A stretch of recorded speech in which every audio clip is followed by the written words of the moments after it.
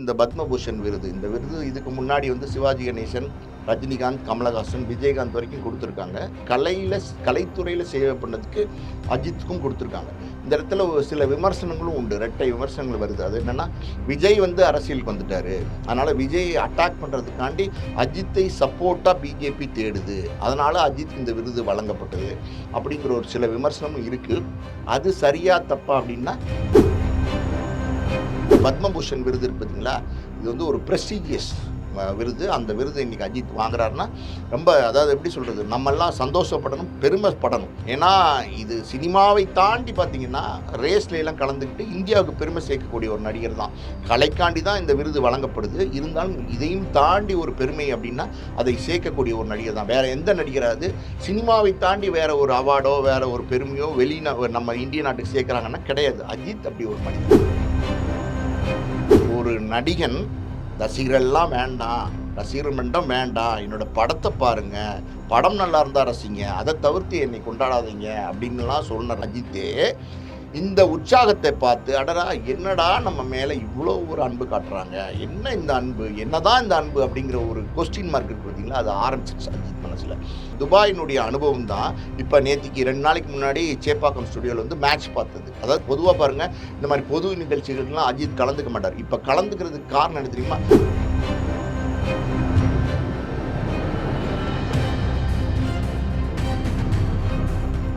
Media circle நேயர்களுக்கு வணக்கம். இன்றைக்கு நம்மோட நேர்காணலுக்காக ஆஸ்கார் மூவிஸ் தயாரிப்பாளரும் திரைத்திறனாய்வாளருமான பாலாஜி பிரபு அவர்கள் நம்மோடு இணைந்திருக்கிறார். அவரோடு பேசலாம். சார் வணக்கம். வணக்கம். கடந்த 2-3 நாட்களாக தலைப்பு செய்தி அஜித் அவர்கள் தான் இருக்காரு. சில நாட்களுக்கு முன்னாடி சேப்பாக்கத்தில் போய் கலந்துக்கிட்டாரு. மேட்ச் இன்ஸ்டா ஃபுல்லாமே வைரல். அதுதான். அதுக்கு முன்னாடி குட் பேட் அக்லி வெற்றி. இப்போது பார்த்தீங்கன்னா இன்றைக்கு ராஷ்டிரபதி பவனில் குடியரசுத் தலைவர் அவர்கள் அஜித் அவர்களுக்கு பத்மபூஷன் விருது வழங்க இருக்கிறார். ஏற்கனவே இது ஜனவரி மாதமே அனௌன்ஸ் பண்ணிட்டாங்க. இந்த சூழலில் இன்றைக்கு மாலை 6 மணிக்கு கொடுக்க இருக்கிறாங்க இல்லையா, எப்படி பார்க்குறீங்க? அதாவது கடந்த 2-3 நாட்களாக மட்டும் அஜித் ட்ரெண்டாக இல்லை, எப்போ குட் பேட் அக்லி வரப்போகுதுன்னு ஒரு அறிவிப்பு வந்துச்சோ அப்போ இருந்தே அஜித் ட்ரெண்ட் ஆகிட்டார். அதாவது குட் பேட் அக்லியோட first single, second single, teaser, trailer எல்லாத்தையும் பார்த்து ஆடியன்ஸ் கொண்டாட ஆரம்பிச்சிட்டாங்க.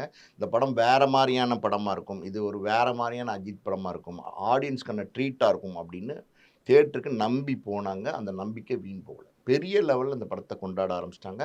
இந்த படத்தில் பார்த்தீங்கன்னா அஜித்தினுடைய மாஸ் மூமெண்ட், ஓப்பனாக சொல்லப்போனால் அஜித்துன்னு அஜித்தை மட்டுமே ஃபோக்கஸ் பண்ணி ஒரு படம் பண்ணால் எப்படி இருக்குமோ அப்படி ஒரு படம், அஜித்தோடைய ஃபேன்ஸ்க்குன்னே ஒரு படம் பண்ணால் எப்படி இருக்குமோ அப்படி ஒரு படம்.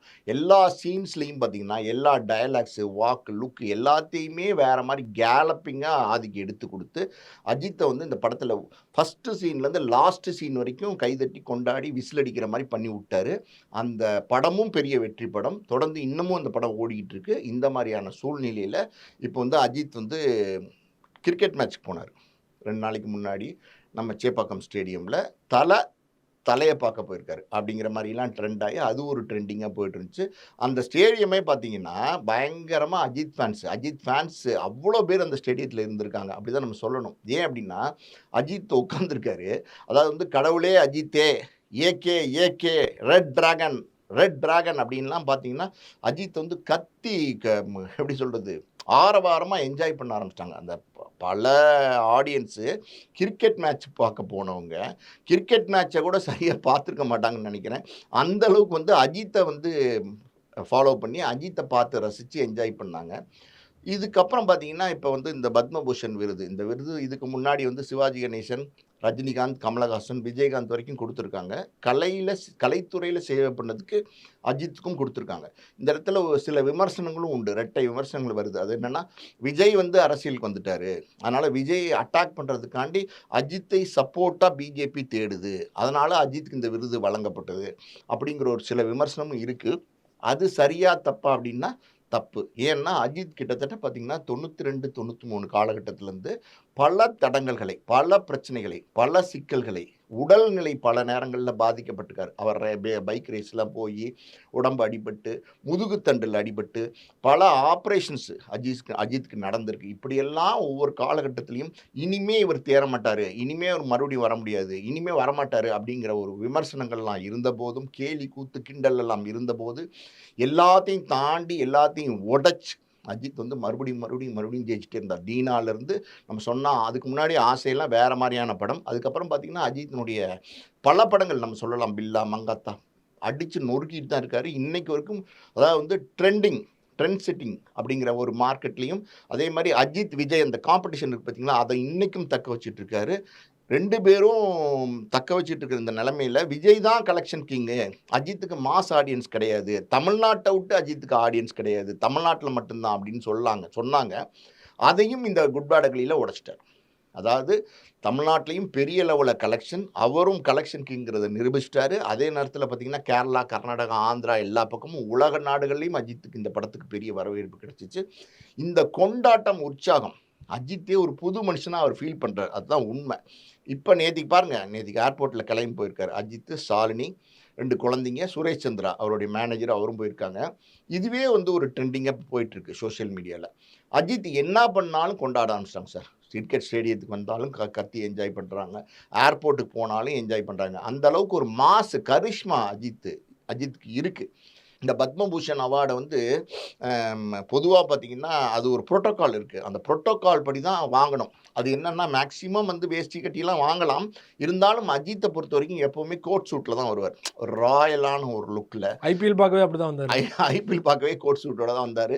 அதாவது இந்த சம்மரில் என்னதான் சாயந்தரம் 6 மணி 5 மணிக்கு மேலே ஐபிஎல் ஆரம்பித்தா கூட அந்த வேக்காட்டில் எப்படி கோட் சூட்டோட உட்காந்துருந்தான்னு தெரில. அப்படி வந்து அவர் ஒரு அதாவது ட்ரெஸ் கோட்லாம் ரொம்ப பர்ஃபெக்டாக ஃபாலோ பண்ணக்கூடியவர்.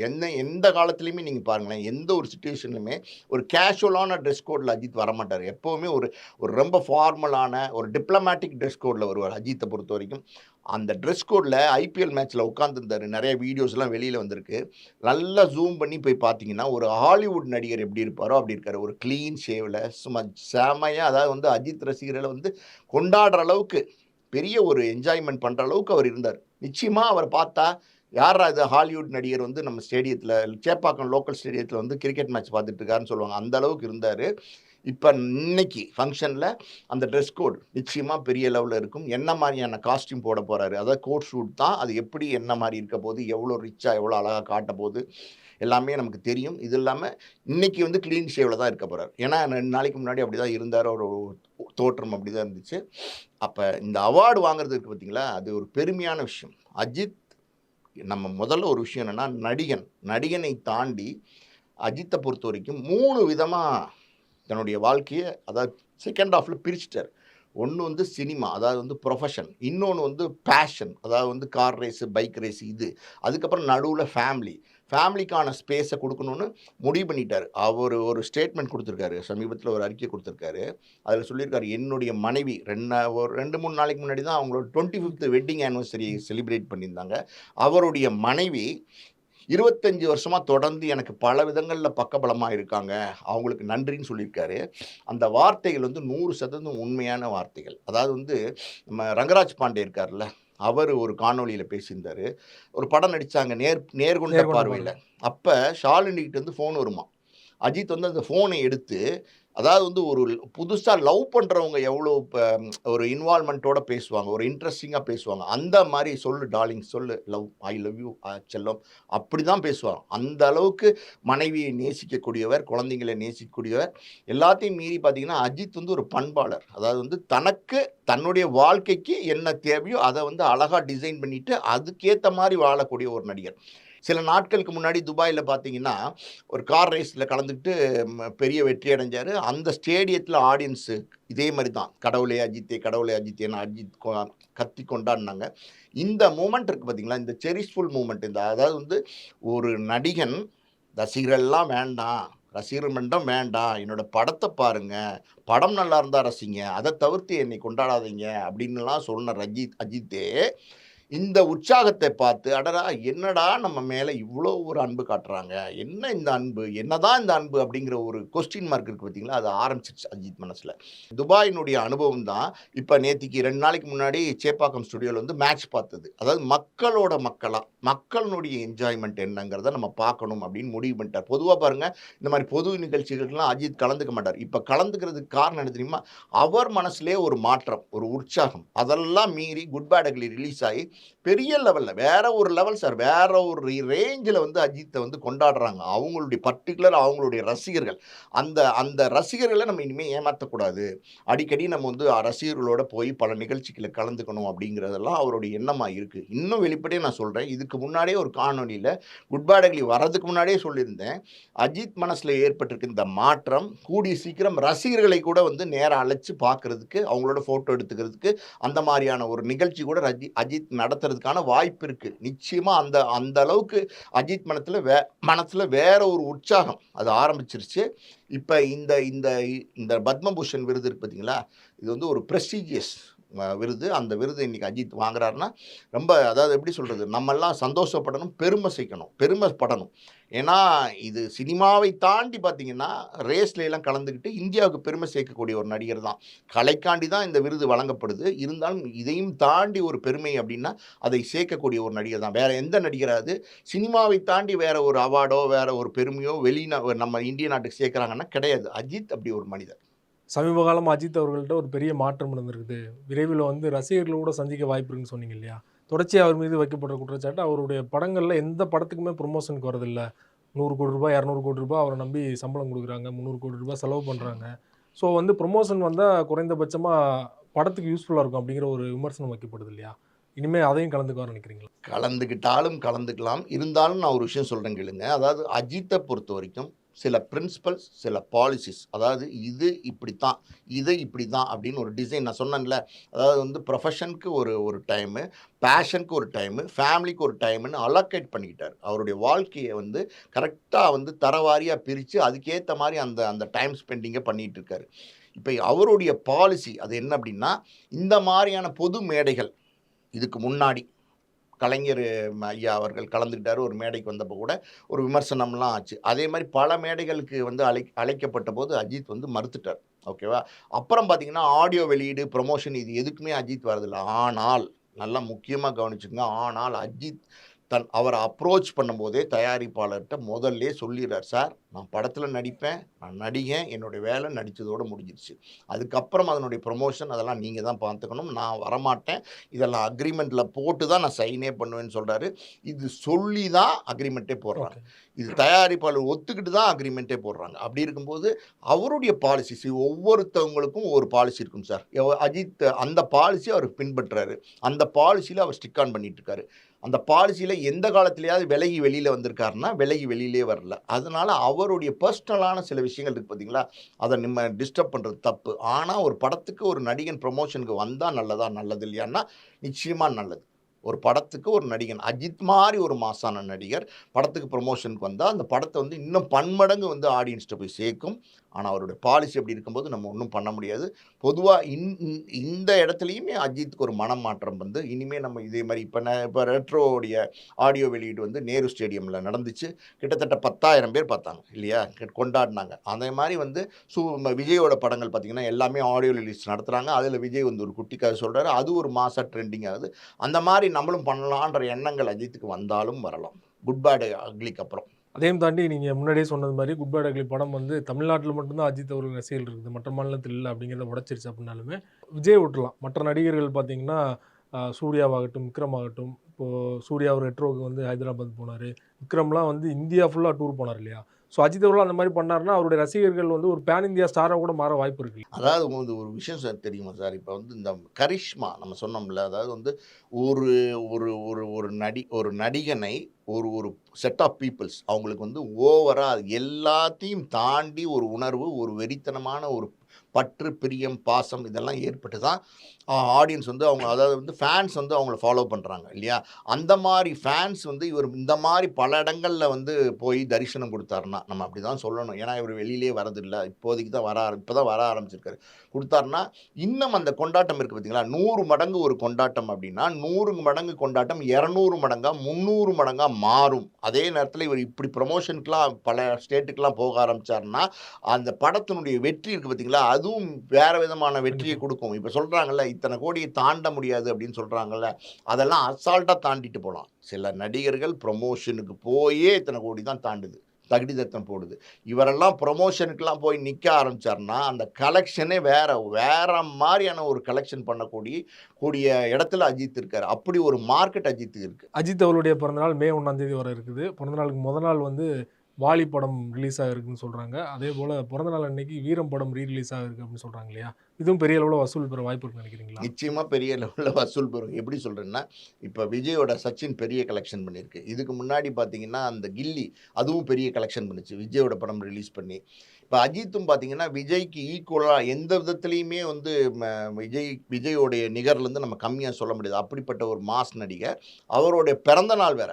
மே 1ஆம் தேதி அவரோட பர்த்டேன்னும்போது ஆட்டோமேட்டிக்காவே ரசிகர்கள், அவருடைய ரசிகர்கள் என்ஜாய் பண்ணுவாங்க அந்த மூமெண்ட்ட.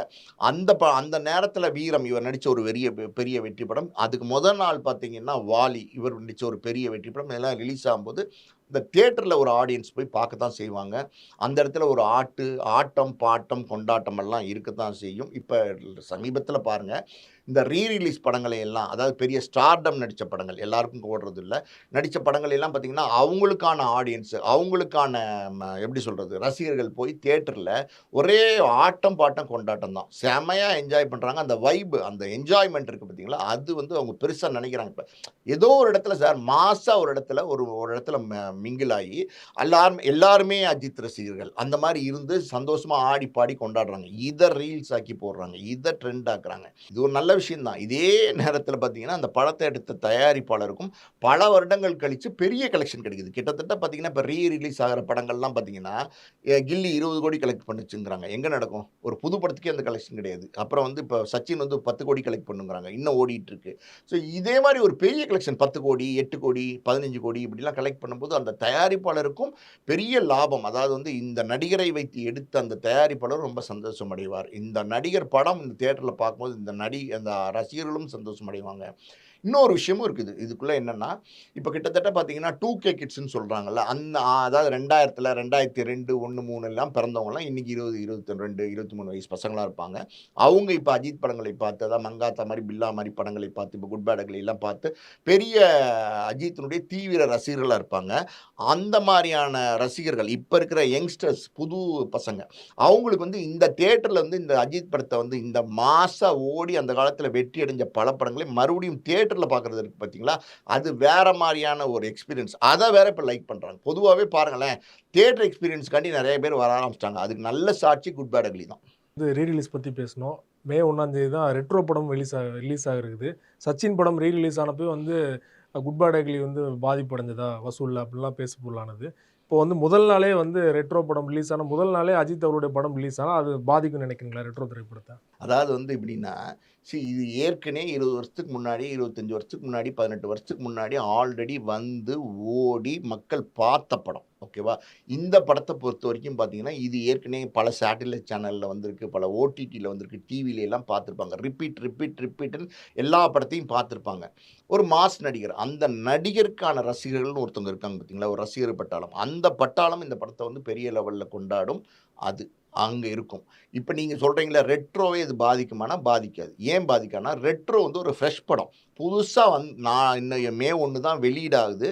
அன்னைக்கு அந்த படத்த வந்து ஆடியன்ஸ் போய் பார்ப்பாங்க. சூர்யாவும் எப்படி அஜித், விஜய், ரஜினிக்குலாம் ஒரு ஆடியன்ஸ் இருக்காங்களோ, சிம்பு, தனுஷ்க்கு ஒரு ஆடியன்ஸ் இருக்காங்களோ, சிவகார்த்திகேயனுக்கு, விஜய் சேதுபதிக்கு ஒரு ஆடியன்ஸ் இருக்காங்களோ, அதே மாரி சூர்யாவுக்கும் ஒரு பெரிய ஆடியன்ஸ் இருக்காங்க. ஸோ சூர்யாவோட ஆடியன்ஸ் வந்து அந்த படத்த பெரிய லெவல்ல பார்த்து கொண்டாடுவாங்க, என்ஜாய் பண்ணுவாங்க. அந்த படம் உண்மையிலே நல்லா இருந்துச்சுன்னா, எல்லாரும் காமன் பீப்பிள் எப்படி குட் பேட் அக்லி நல்லா இருக்கணும்னு எல்லாரும் பார்த்து பெரிய கலெக்ஷன் குடுத்தாங்களோ, அதே மாரி ரெட்ரோ பெரிய லெவல்ல வந்துச்சு, பெரிய நல்ல படமா இருக்கு அப்டின்னா, நிச்சயமா அந்த படத்தையும் எல்லாரும் பார்க்க தவற மாட்டாங்க. ஸோ வந்து அஜித்துடைய வீரம், வாலி படங்கள் வந்து சூர்யாவுடைய ரெட்ரோவை பாதிக்கும்னா, நிச்சயமா பாதிக்காது. புது படம், அது புது படம். ஏற்கனவே வந்த படம், அது வந்த படம். ரொம்ப நன்றி சார். பத்மபூஷன் அஜித் அவர்கள் குறித்து பல்வேறு விஷயங்களை எங்களோட பகிர்ந்து கொண்டீங்க. மிக்க நன்றி. நன்றி.